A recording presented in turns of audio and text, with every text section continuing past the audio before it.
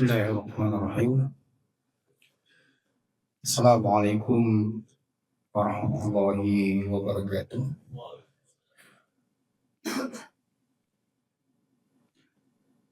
Alhamdulillahi hamdan katsiran tayyiban mubarakan fihi kama yuhibbu rabbuna wa yarda. Wa asyhadu an la ilaha illallah wahdahu la syarika lah. Wa asyhadu anna Muhammadan abduhu rasuluhu la nabiyya ba'da. Wa qala Allah ta'ala a'udzu billahi minasy syaithanir rajim. Ya ayyuhalladzina amanu Allaha haqqa tuqatih wa la tamutunna illa wa antum muslimun. Ya ayyuhalladzina amanu taqullaha wa qulu qawlan sadida yuslih lakum a'malakum wa yaghfir lakum dhunubakum wa may yuti'illaha wa rasulahu faqad faza fawzan 'azima. Fa inna asdaqal hadits kitabullah wa ahsanul huda huda Muhammadin sallallahu alaihi wasallam wa syarrul umur muhdatsatuha wa kullu muhdatsatin bid'ah wa kullu bid'atin dhalalah wa kullu dhalalatin finnar. Allahumma shalli wa sallim ala nabiyyina Muhammadin wa ala alihi wa ashabihi ajma'in. Amma ba'du. Ikhwani wa akhwati fillah, jamaah salat subuh yang dimuliakan Allah Subhanahu wa taala. Tema kita pada hari ini berilmu namun suka bermaksiat. Berilmu tapi gemar melakukan dosa. Tema ini adalah nasihat untuk kita yang mungkin sering atau sudah sering ngaji, sudah mungkin membaca dan menyelesaikan beberapa buku, beberapa kitab, sudah sering pindah guru dari guru satu ke guru yang lain, atau kita yang secara akademisi ada, kita sudah sekolah SMA misalnya, lanjut S1, S2, atau bahkan ada yang S3, tapi masih senang melakukan maksiat, masih suka melakukan dosa, padahal sudah ngerti dia, ini baik, ini buruk, ini teorinya begini, tapi dia melawan atau bertentangan dengan apa yang dia sudah pelajari. Kita awali dengan siapa mereka orang yang berilmu. Pendapat tentang siapa mereka yang berilmu ini, kalau kita lihat tafsir para ulama, itu beragam sekali pendapat. Kita ambil misalnya dalam tafsir Imam Ibnu Katsir, tafsir Al-Quranul Azim, menjelaskan tentang tentang firman Allah, a'udzubillahi minasyaitonir rajim, innama yakhshallaha min ibadihi ulama. Sesungguhnya hanya orang yang berilmulah yang takut kepada Allah Subhanahu wa taala. Maka di antara pendapat sahabat Nabi Ibnu Abbas radhiyallahu anhu misalnya menjelaskan tentang orang yang berilmu itu ketika dia man lam yusyrik bihi syai'a, yang dia tidak pernah menyekutukan Allah Subhanahu wa taala.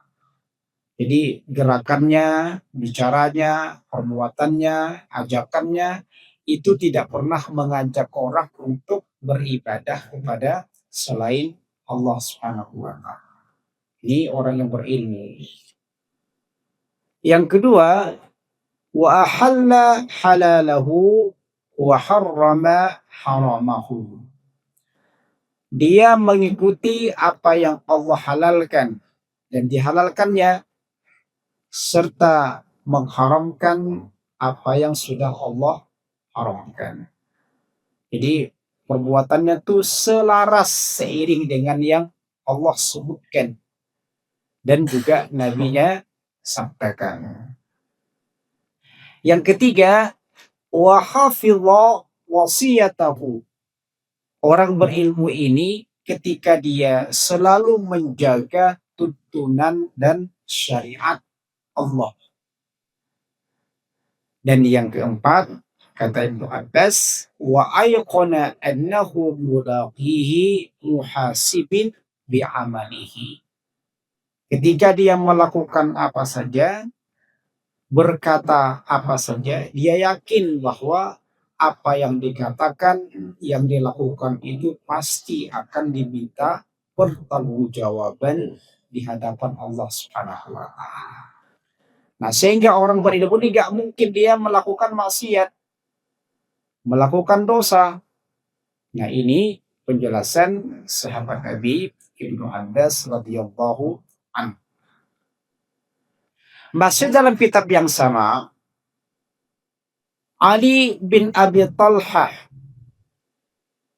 dan bersumber juga dari sahabat Nabi Ibnu Abbas radhiyallahu anhu bahwa yang namanya ulama itu alladzina ya'lamuna annallaha ala kulli syai'in qadir.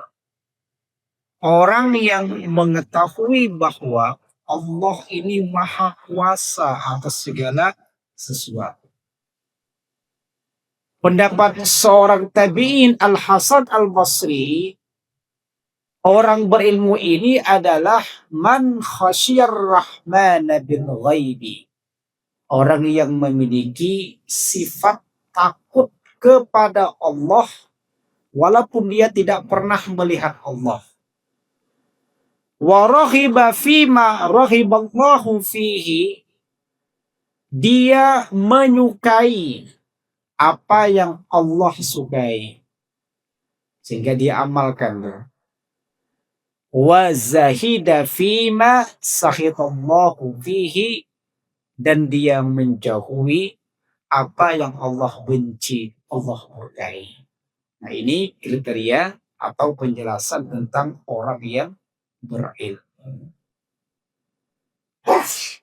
Ada lagi pendapat yang lain seperti Imam At-Tabari di dalam tafsirnya Jami'ul Bayan fi Ta'wil Quran. Yang namanya ulama, yang namanya orang berilmu, ketika dia hum ibadun nasi fil fiqhi wal ilmi. Dia menjadi sandaran tempat orang bertanya, berkeluh kesah, menyelesaikan persoalan.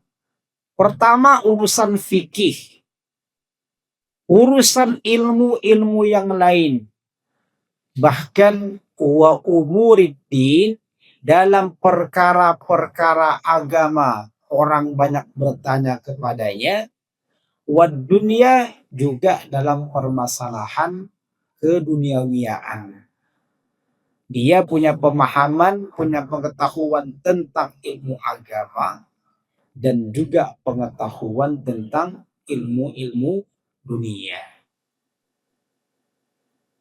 Pendapat yang lain masih dalam kitab yang sama, Al-Jami'u ilal ilmi wal fikhi. Orang yang tidak memisahkan antara fikih dengan ilmu-ilmu dunia. Orang yang menggabungkan antara syariat, pemahaman-pemahaman agama, dengan urusan politik. Dia juga ngerti. Urusan manajemen, kepemimpinan, ngatur warga, ngatur masyarakat, ngatur negara juga ngerti dia.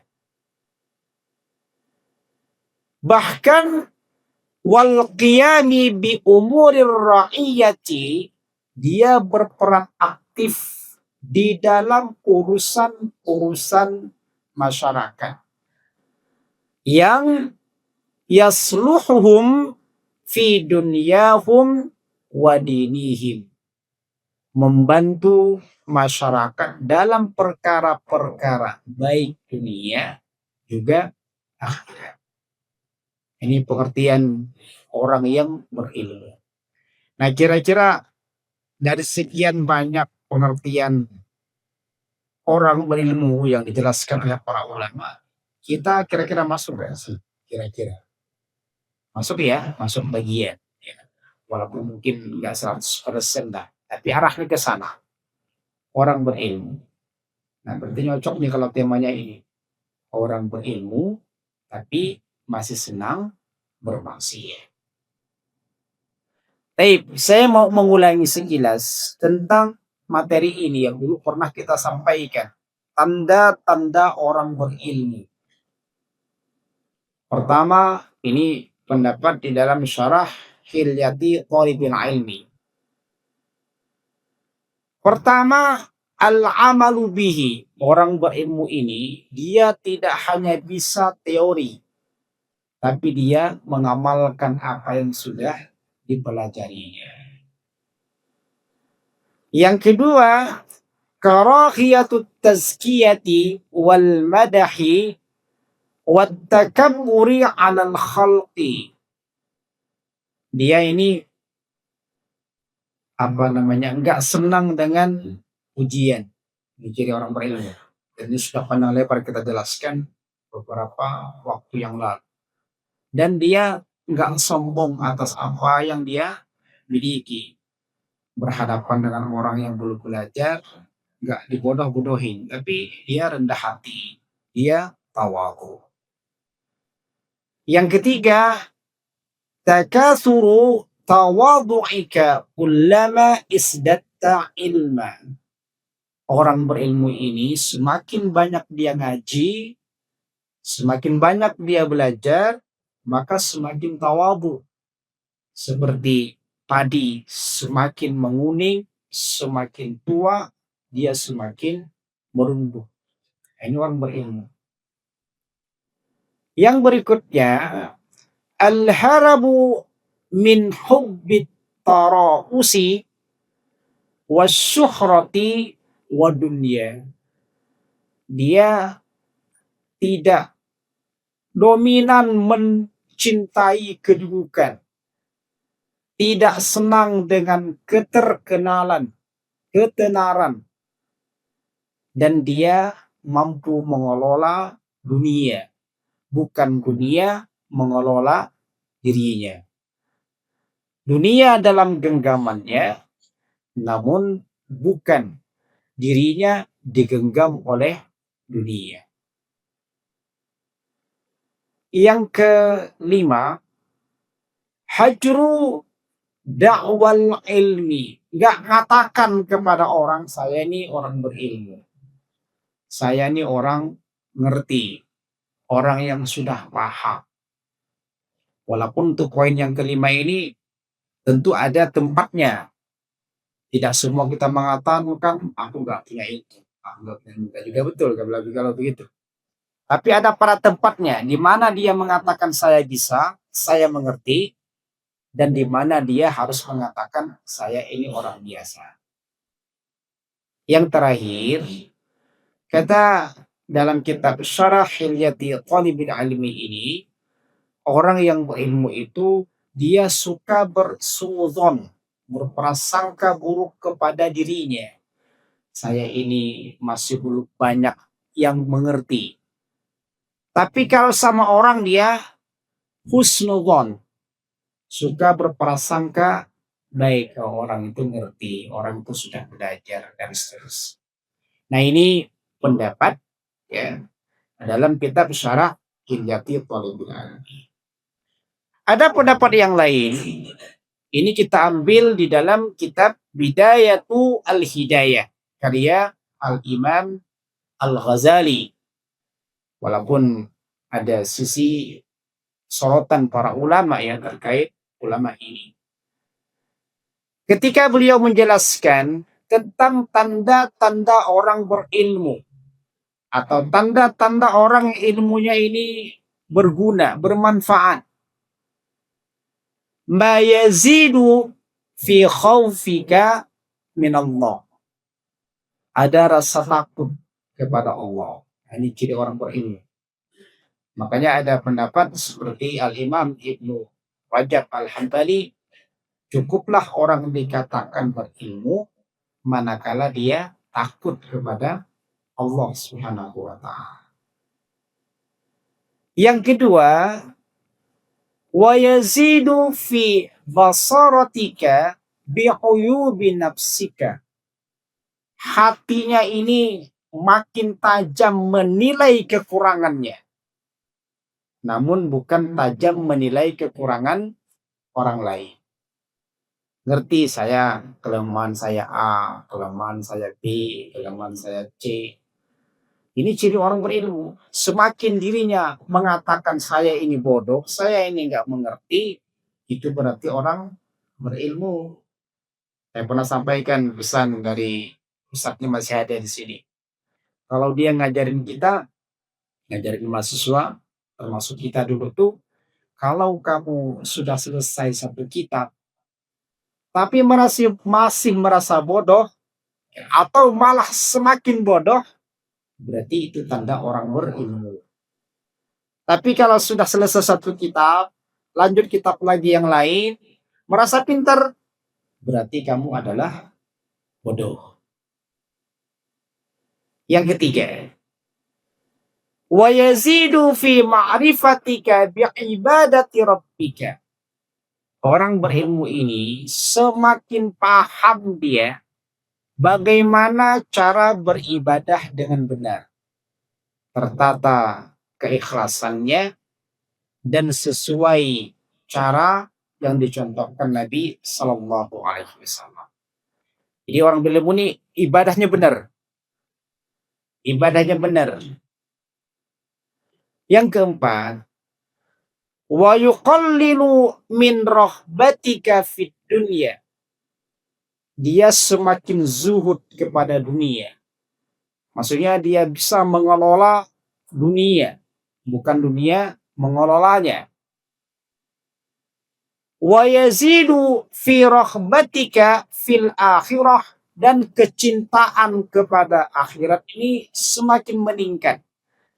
Nah, ini ciri orang berilmu. Tapi kalau dia gila dengan dunia, makin jauh dengan masjid, padahal secara akademisi dia tinggi, ini berarti dia tidak berilmu. Kemarin saya membaca analisa Dr. Henry Salahuddin, orangnya masih ada, salah satu dosen.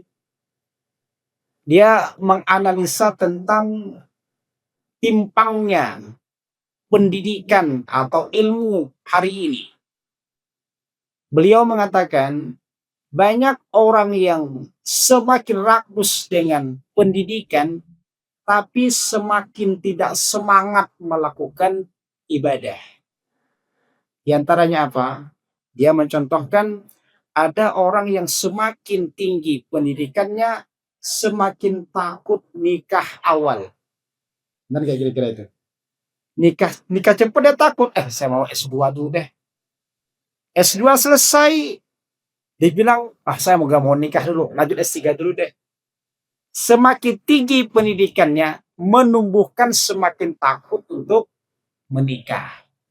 Ini kasus yang dia teliti.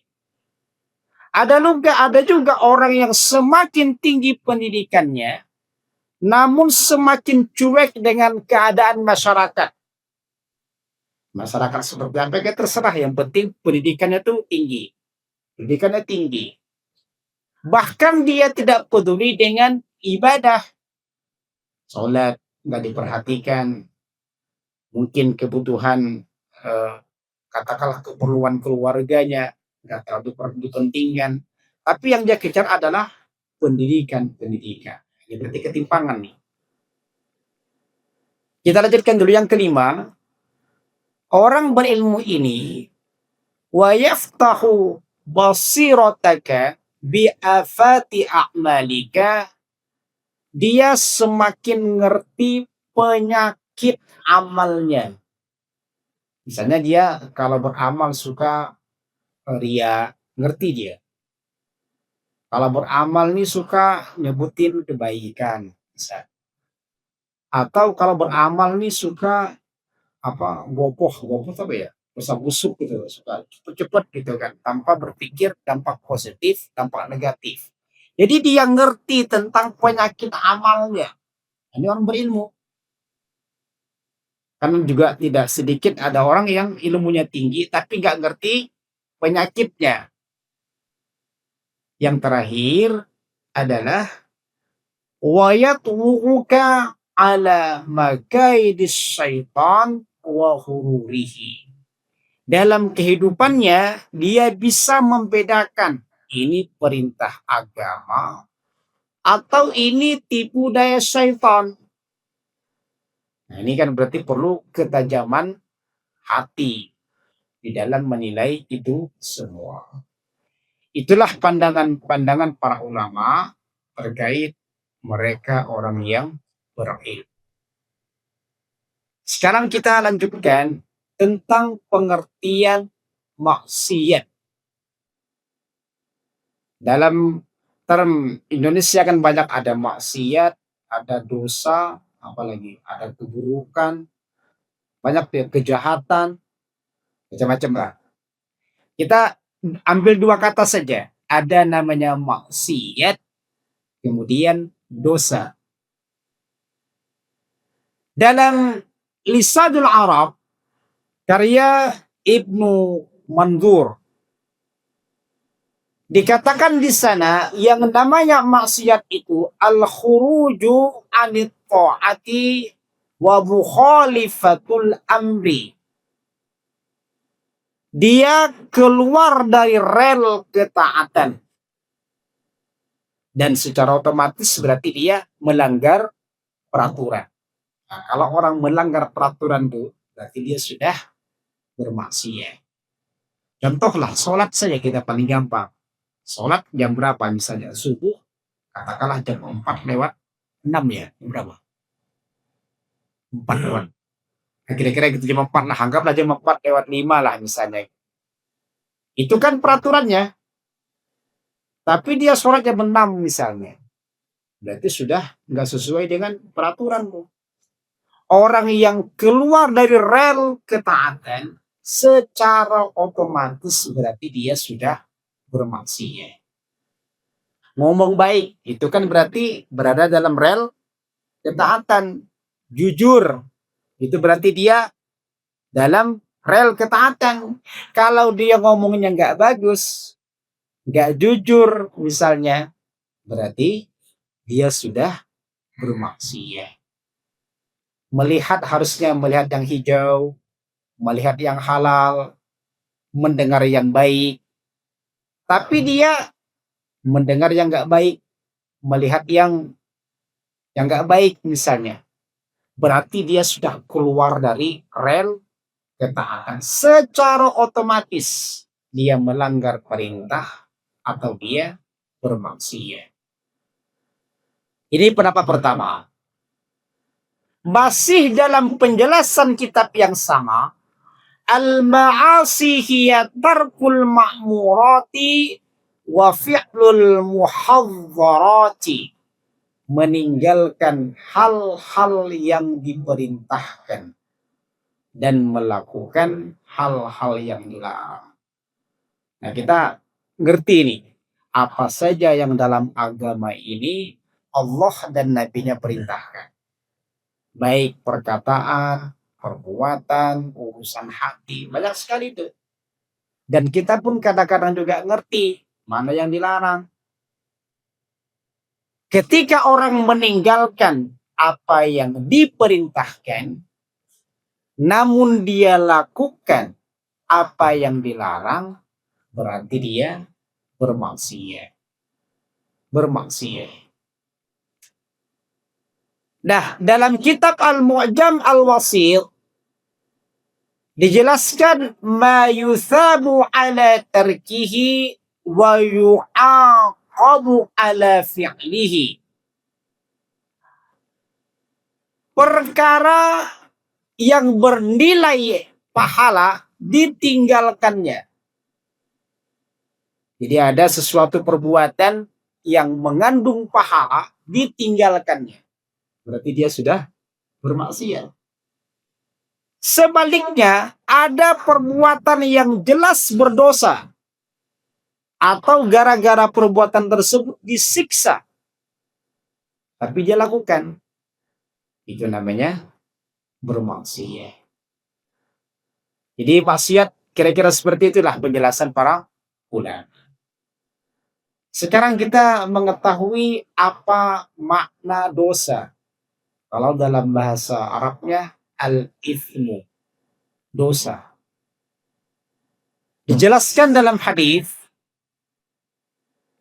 kata Nabi Shallallahu Alaihi Wasallam, dosa itu malam taskun ilaihin nafsu, sesuatu perbuatan yang membuat jiwa kita ini tidak tenang.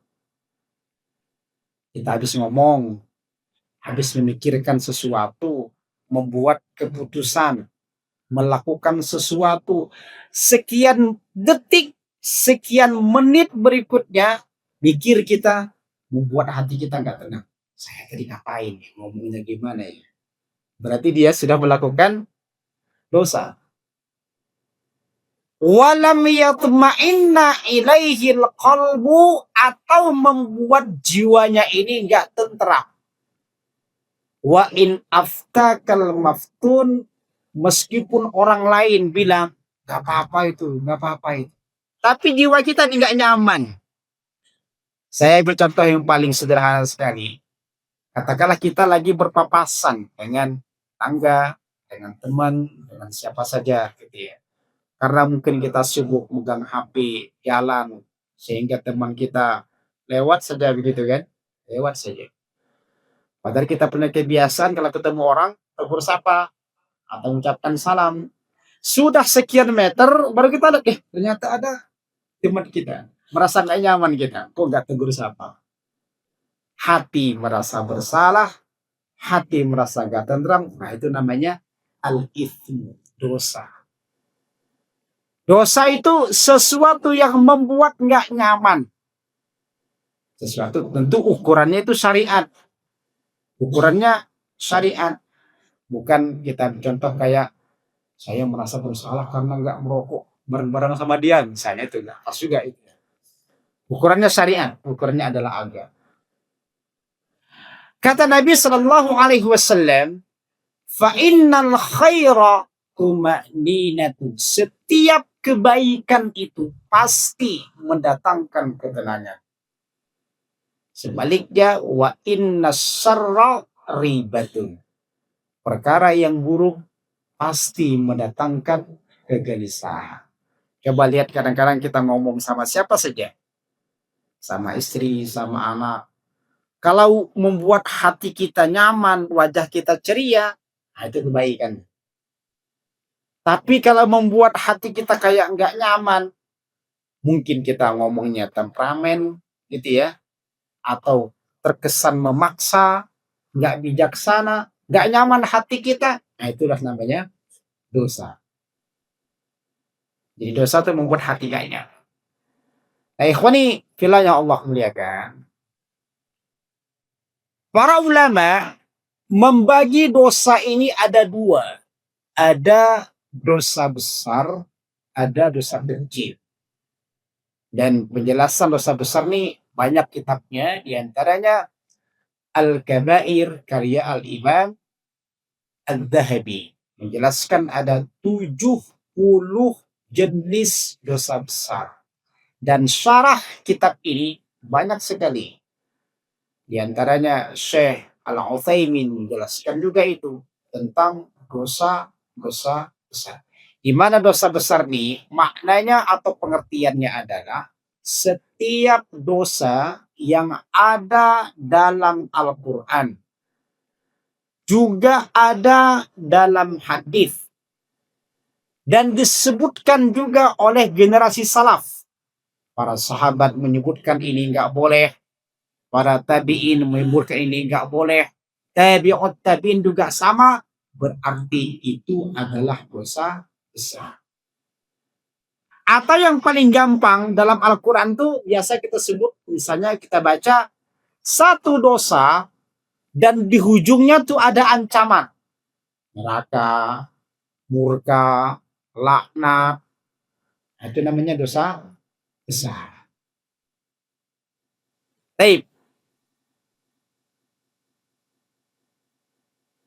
Boleh jadi orang yang melakukan dosa kecil tapi bernilai dosa besar. Seperti apa misalnya? Dia melakukan perbuatan yang termasuk dosa kecil, namun gak ada rasa malu dalam melakukannya. Berarti dia sudah melakukan dosa besar. Saya ulangi lagi. Dosa kecil, tapi ketika melakukannya gak malu. Cuek begitu, seakan-akan biasa. Itu dosa besar. Ini ungkapan Al-Imam Ibnu Qayyim al-Jauziyah. Atau boleh jadi dosa besar itu bisa menjadi dosa kecil. Di antaranya kalau dia melakukan dosa besar tapi disertai dengan rasa ketakutan, takut dia atau khawatir dia, berarti dia statusnya adalah dosa kecil. Jadi dalam melakukan maksiat ini, kalau dia ada rasa malu, maka status dosa besar berubah menjadi dosa kecil. Kalau dosa apapun itu nggak ada rasa malu, maka dia berubah, dosa kecil berubah menjadi dosa besar. Ini pendapat Al-Imam Ibnu Qayyim al-Jauziyah. Ikhwani wa akhwati fillah yang Allah muliakan. Betapa besarnya pengaruh orang berilmu ini yang suka bermaksiat. Sampai kepada rusaknya negara ini. Itu diantara penyebabnya adalah gara-gara orang berilmu tapi dia bermaksiat. Kita ambil salah satu pendapat Al-Imam Al-Ghazali dalam Ihya Ulumuddin. Beliau mengatakan ma fasadat ar-ra'iyatu illa bifasadatil muluk.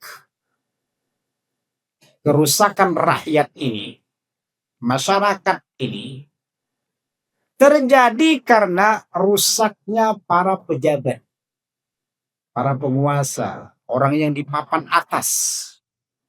Kenapa kita yang kecil-kecil ini, orang awam ini hancur, rusak, akhlaknya bermasalah, pendidikannya bermasalah, karena penguasanya bermasalah, karena pejabatnya bermasalah. Ini pendapat Imam Al-Ghazali. Kemudian wa ma fasadatil muluku illa bifasadil ulama. Kenapa para pejabat itu rusak? Kenapa para penguasa itu rusak? Karena rusaknya para ulama. Ulamanya bermaksiat. Dijelaskan di sini, fa fasadur ra'iyati bi fasadil muluki. Rusaknya rakyat karena kerusakan penguasa. Rusaknya penguasa karena rusaknya para ulama. Wa fasadul ulama'i bistila'i hubbil mali wal jahi. Nah, ini penting nih. Rusaknya para ulama karena kecintaannya pada harta dan kedudukan.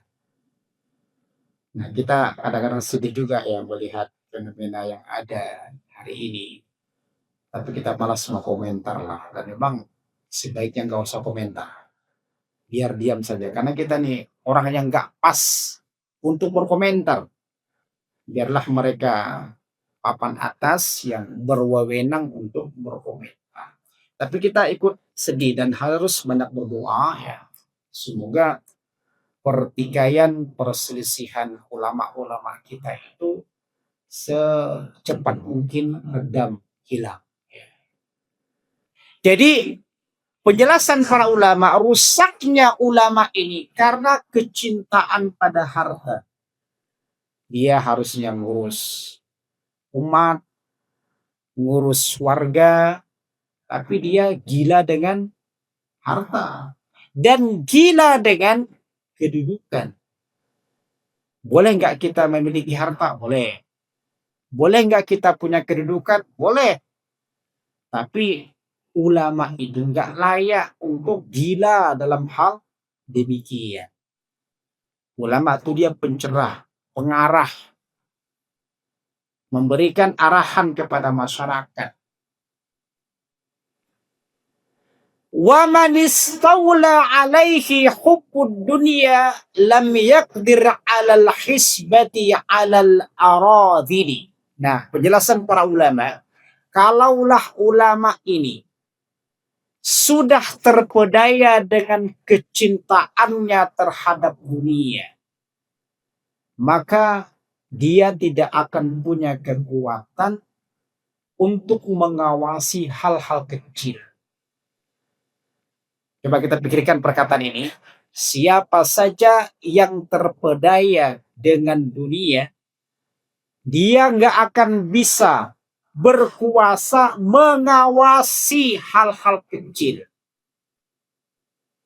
Ngawasi rakyat saja nggak bisa. Dan ngawasi orang kecil, ngawasi jamaah nggak bisa. Ngawasi murid nggak bisa. Karena apa? Karena dia gila dengan dunia. Gimana mau menguasai,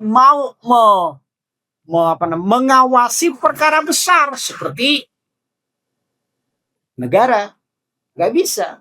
Karena urusan kecil saja dia nggak bisa. Ngurus berhadapan dengan harta saja dia kalah. Berhadapan dengan jabatan saja dia kalah. Gimana mau ngurus yang besar?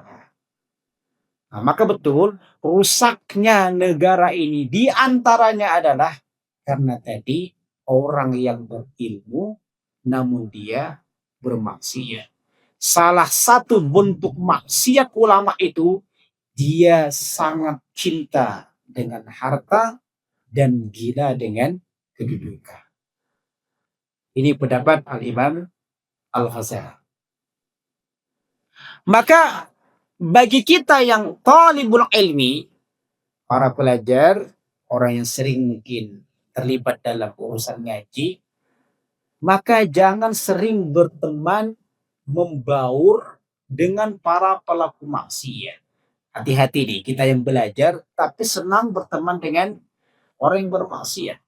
Kecuali kalau kita ini punya misi untuk berdakwah kepada dia, nggak masalah. Tapi jangan membaur full gitu ya. Yang dia lakukan, kita lakukan. Yang dia cintai, kita cintai. Jangan.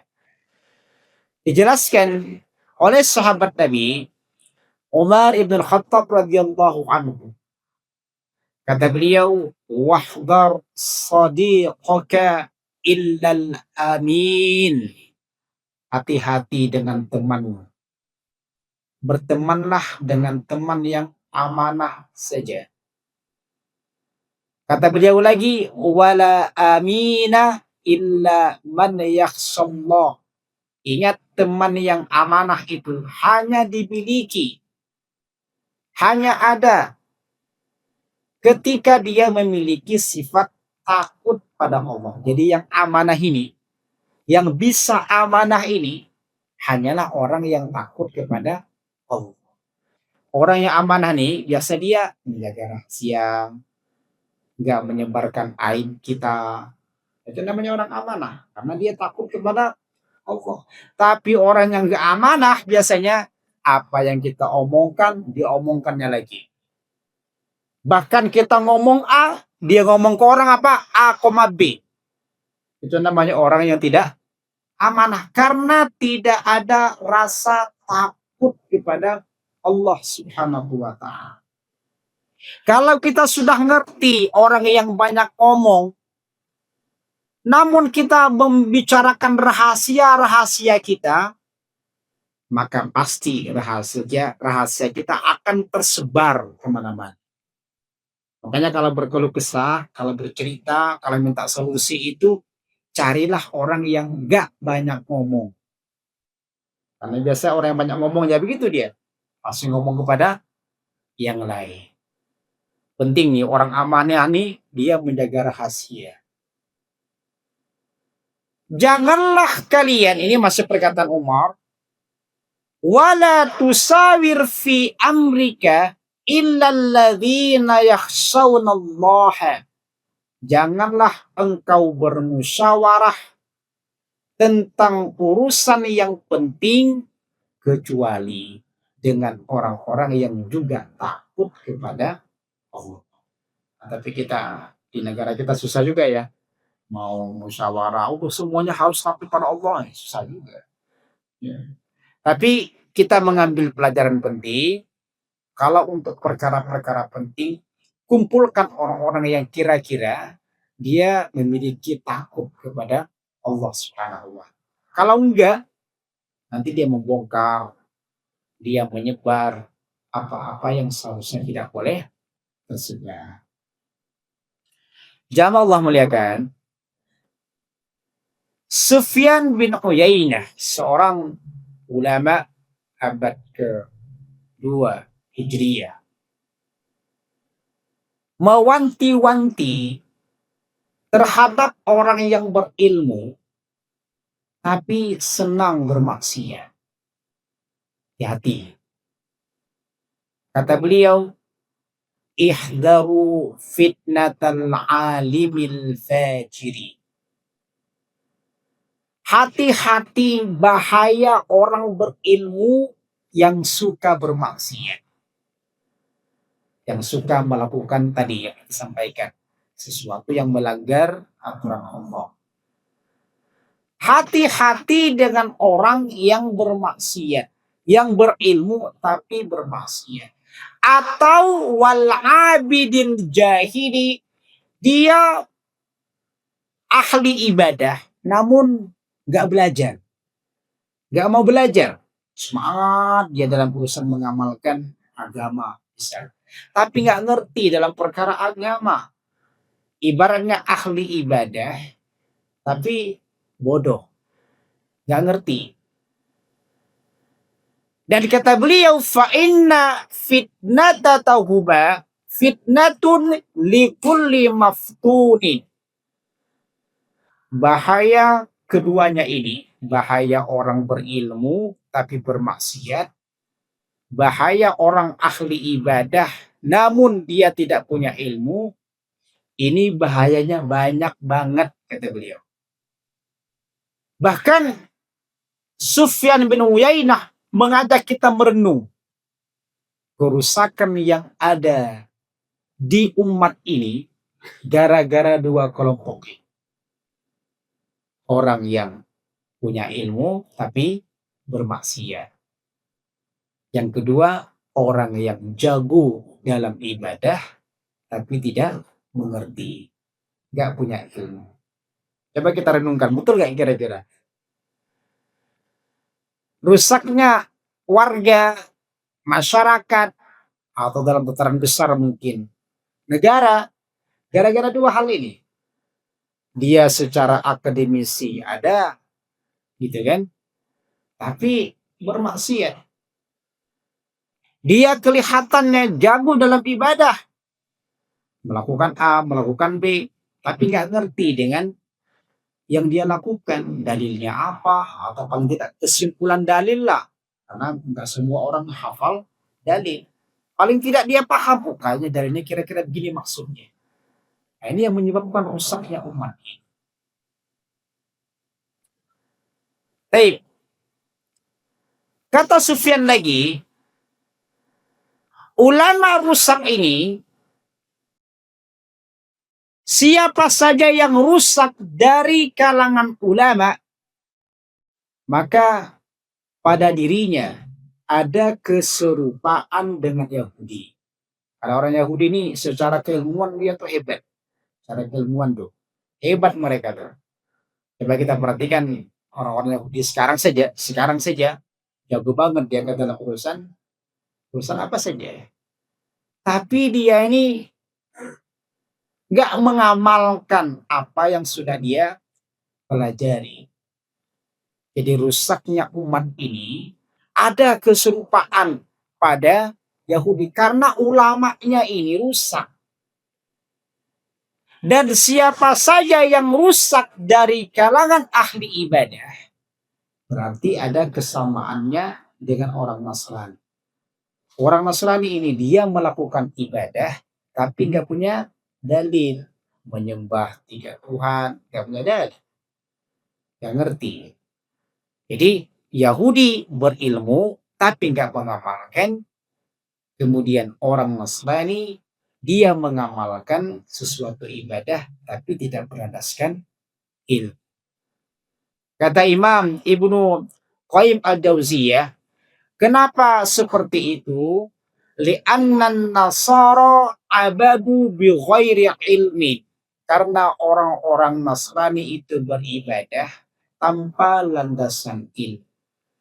Wal yahuda araful haqqa wa adalu anhu. Orang Yahudi ini ngerti kebenaran tapi dia nggak melakukan kebenaran, berpaling dari kebenaran. Hati-hati kita yang berilmu tapi nggak ngamalkan, maka cara berpikir kita khawatir nanti seperti orang-orang Yahudi yang teori luar dalam kita menguasai, tapi ngamalkan nanti dulu. Itu namanya gelagat orang Yahudi. Bagaimana nasihat para ulama untuk kita yang secara pendidikan ada, secara keilmuan barangkali juga punya, tapi kok gila dengan dunia, rakus dengan dunia, ambisi yang tinggi terhadap dunia. Dalam kitab Al-Adab Asy-Syar'iyyah dijelaskan di sana perkataan Sufyan Ats-Tsauri rahimahullahu taala. Dia berkata, "Mazdada rajulun ilman."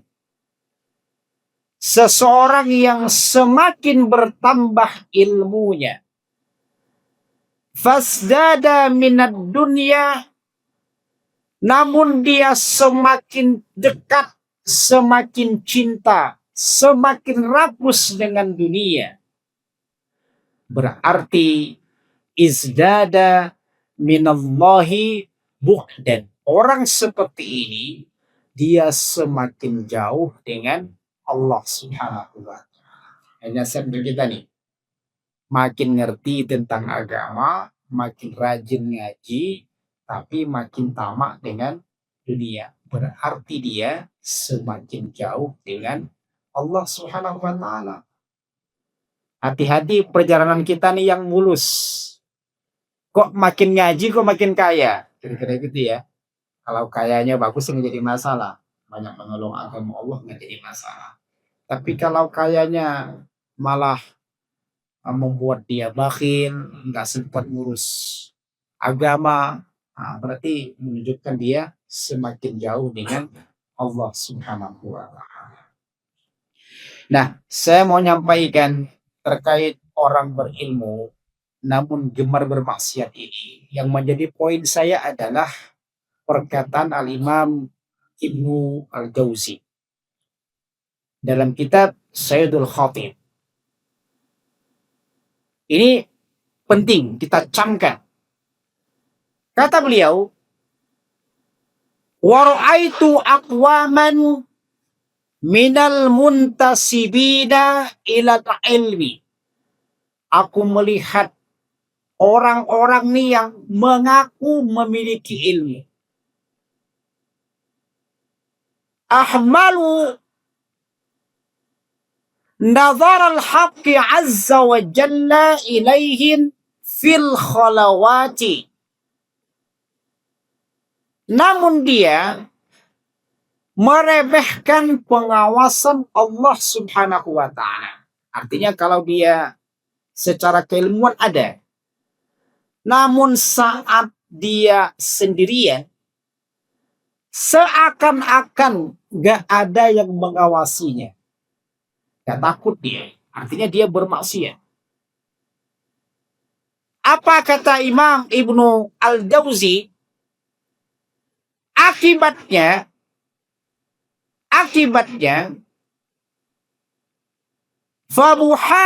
fabuha mahasina dzikrihim fil jalawati fakanu mawjudina.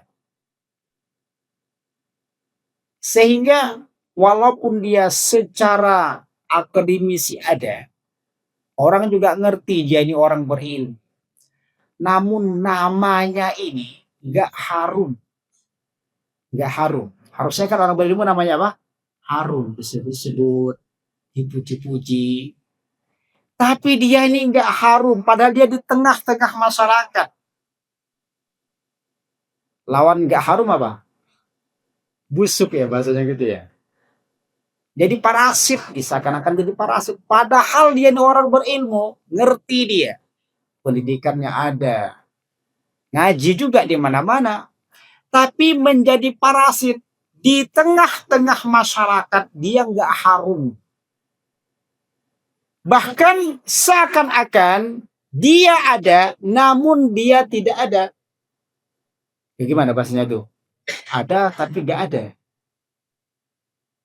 Jadi dia memang ada sama-sama masyarakat, tapi nggak ada perannya, kira-kira gitulah. Pendidikannya ada, tapi nggak pernah berkontribusi kepada warga, kepada umat, kepada agama.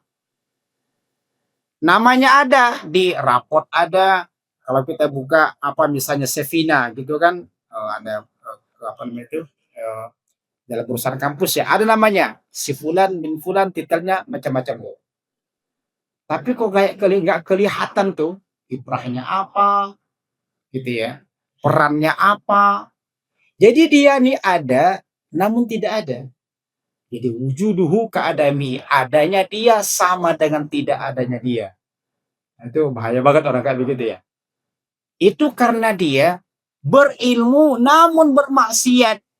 Selain di tengah-tengah masyarakat namanya nggak harum dan perannya nggak dirasa.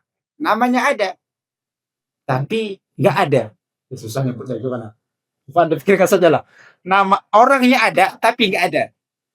Tapi bukan hantu gentayangan, Bu. Pokoknya dia ada orangnya. Kemudian, ini penting. La halawata li ru'yatihim. Warga ini merasa nggak nikmat saat memandangnya. Jadi orang itu mungkin pegel lihat dia tuh. Risih dengan dia. Karena berdalil hebat. Agama ngerti dia. Tapi kalau lihat dia tuh kayak aduh nyusahin orang.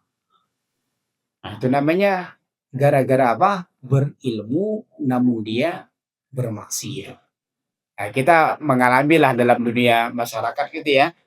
Kadang-kadang menemukan orang seperti itu. Secara pendidikan dia ada gitu.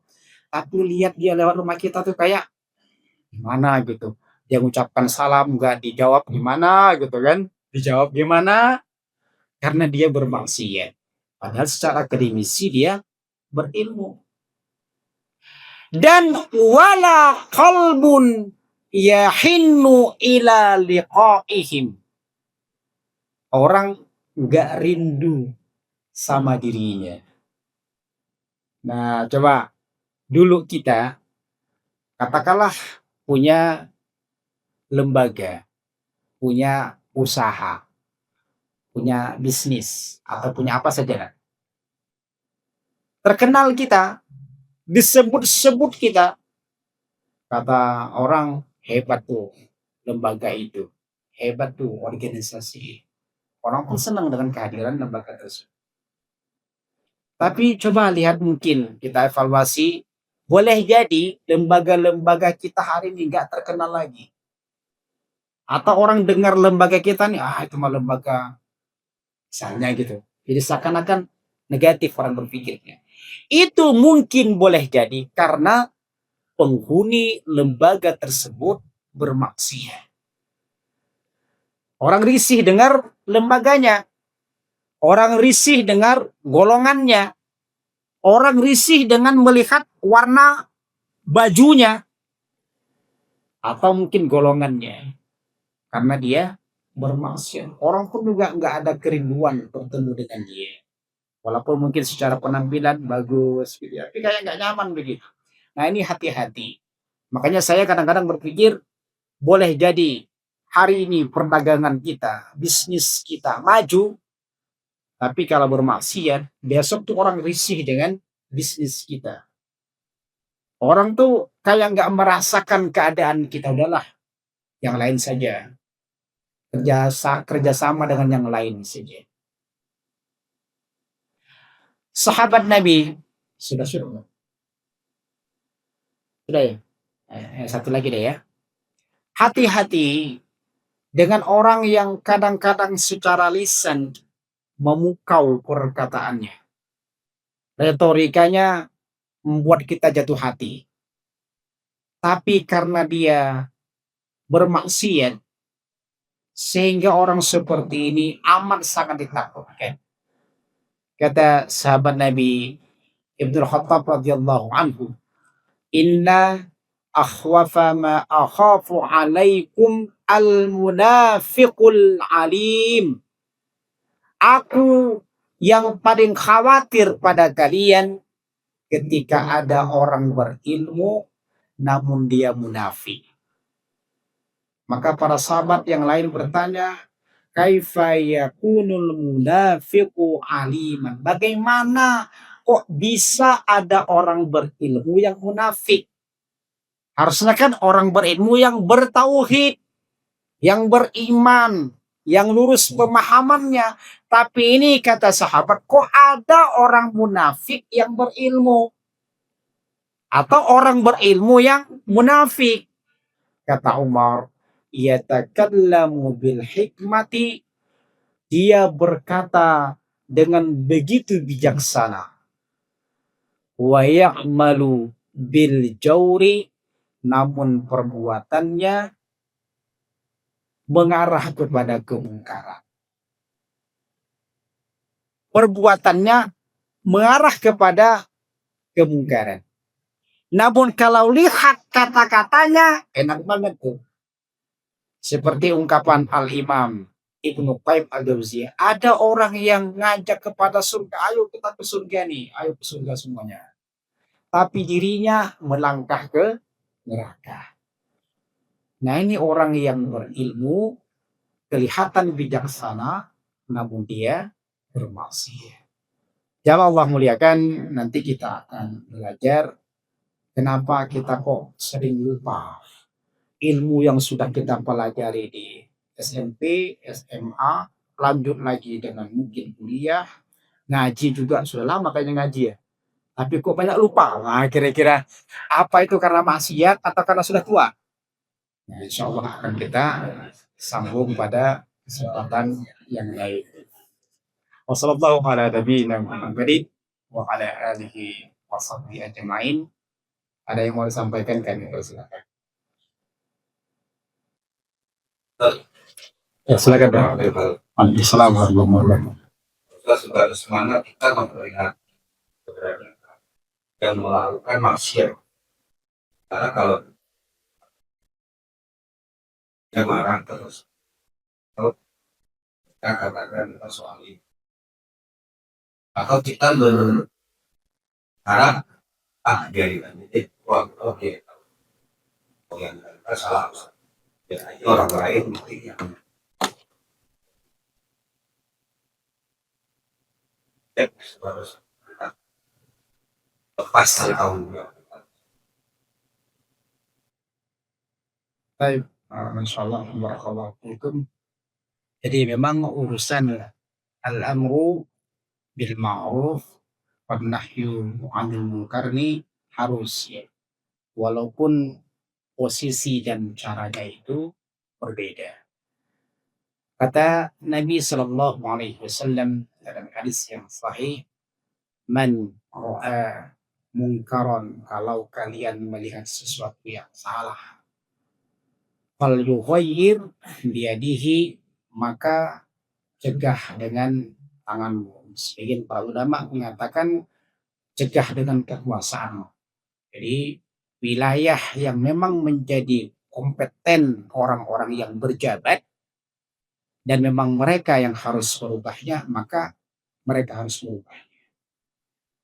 Katakanlah keburukan-keburukan besar yang kita orang awam nggak bisa, maka yang menghentikan dan melarangkannya adalah orang yang berjabat, polisi, tentara, atau apalah.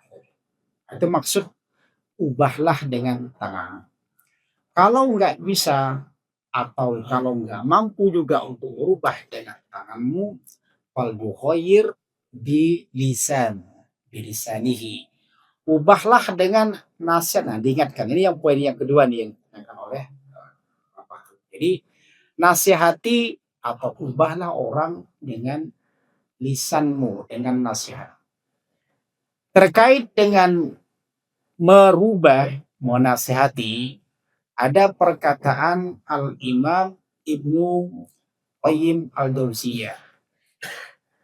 Kalau tidak salah, nah di sini dia. Memang kita ada istilah fi'lun ma yanbaghi. Harus nyocok apa yang kita lakukan. Itu namanya orang kan dia nih walaupun dosanya atau kesalahannya sama, namun kalau kita salah caranya, itu bisa bermasalah. Contoh sederhana, ada anak kecil misalnya ngomong nggak bagus, gitu ya. Ada teman kita yang sebaya dengan kita ngomongnya nggak bagus, sama kayak kita mendekapinya, beda, beda. Maka di situ penting al hikmah, ma fa'ala ma yang bagi, dia harus melakukan dengan cara yang tepat sekali. Yang kedua, alal wajhil ladzi yanbaghi, dengan cara yang tepat juga. Nasihati orang kaya beda dengan nasihati orang miskin. Nasihati orang berilmu beda dengan nasihati orang yang tidak berilmu. Maka cara ini kita lihat. Kalau dia temperamen, berarti jangan ngomongin tinggi-tinggi, nanti bisa ada api disiram dengan bensin tuh. Tapi kalau dia suka temperamen, ya udah agak makan bakso misalnya. Apalagi ajak ke puncak. Itu kan orang yang suka marah kan suka olahraga, ajak ke puncak. Jadi harus dengan cara yang tepat. Wa fil waqtil ladzi yanbaghi, juga dengan waktu yang tepat pula. Dia lagi marah, kita nasihatin, jelas makin marah dia. Dia berbuat kesalahan di depan umum, kita nasihati di depan umum, makin salah, makin bermasalah dia. Nah, berarti waktunya juga harus tepat. Nah, batasannya apa? Batasannya itu jangan ada bahasa, saya kan sudah menasihatinya. Saya ulangi lagi. Jangan ada bahasa, saya kan sudah menasihatinya. Bahasa ini seakan-akan kita sudah berhenti di situ saja. Besok udah nggak sah nasihati lagi. Maka kita harus mengatakan, saya sudah menasihatinya. Semoga besok kalau ketemu lagi, saya akan menasihatinya kembali. Jadi jangan sampai sudah melepas dengan tanggung jawab. Al-amru bil ma'ruf ini selama-lamanya. Bukan sekali nasihat, selesai angkat tangan. Ini yang sering dihadapi oleh dai hari ini. Bukan sudah menasihatinya. Padahal besoknya dia tahu melihat kemaksiatan, dia diam. Dia bilang, aku sudah lepas tangan. hapus dan lepas kewajiban. Jadi tetap berjalan sampai dia atau sampai kita meninggal dunia. Saya ulangi lagi, sampai dia atau kita meninggal dunia. Ingat, setiap kita menyuruh dia kepada kebaikan dan setiap kita melarang dia dari dosa, itu adalah sedekah. Semakin sering kita nasihati dia, berarti semakin banyak sedekahnya. Berhenti dari yang menasihati, berarti berhenti dari, nah itu saja logikanya. Allahu a'lam bishawab. Saya kira cukup dulu ya. Ya, wassallallahu ala nabiyina Muhammadin wa ala alihi sahbihi ajma'in. Kita tutup dengan kafaratul majlis. Subhanakallahumma wa bihamdika asyhadu an la ilaha illa anta astaghfiruka wa atubu ilaik. Assalamualaikum warahmatullahi wabarakatuh.